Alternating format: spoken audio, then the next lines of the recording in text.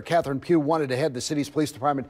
He will stay put in Texas, and the police chief pulled his name out of consideration. Yeah, as you can imagine, the Fitzgerald announcement was met with a lot of frustration and disappointment, and from state representatives all the way up to the governor.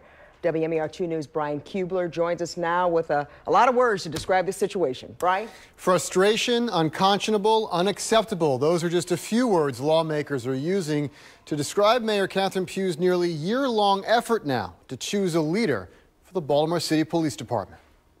The news came this morning, first out of Fort Worth, then finally from the Baltimore mayor. Catherine Pugh said Chief Joel Fitzgerald had to focus on his family.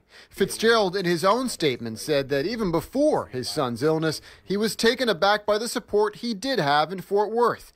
He withdrew in the midst of a search and confirmation process rife with criticism.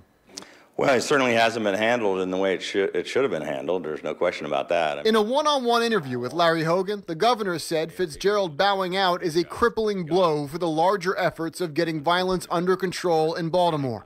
The police department has been in turmoil all year, and this doesn't help. I mean, I'm not trying to pile on and just criticize the mayor just for the sake of criticizing, but we've got to figure out a way to move forward. The state's trying to provide as much assistance as we possibly can.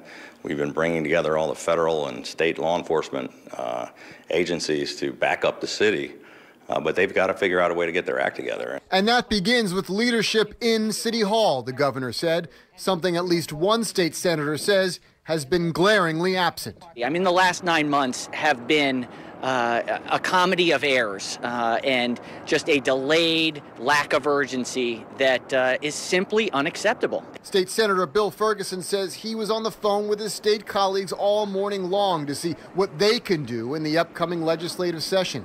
He calls the lack of a police commissioner at this point in the game unconscionable. The police commissioner in the city of Baltimore is the person that calls the plays. Trying to play a football game without the quarterback would be nonsense, and that's what we're trying to do in the midst of a really challenging moment of violence. This is not okay. We need a transparent process. We need urgency. This is kind of the worst case scenario. Now, both the governor and the state senators say violence in Baltimore will remain one of the key issues of the upcoming legislative session, but both said today resolving the leadership issue now with the BPD is a chief concern.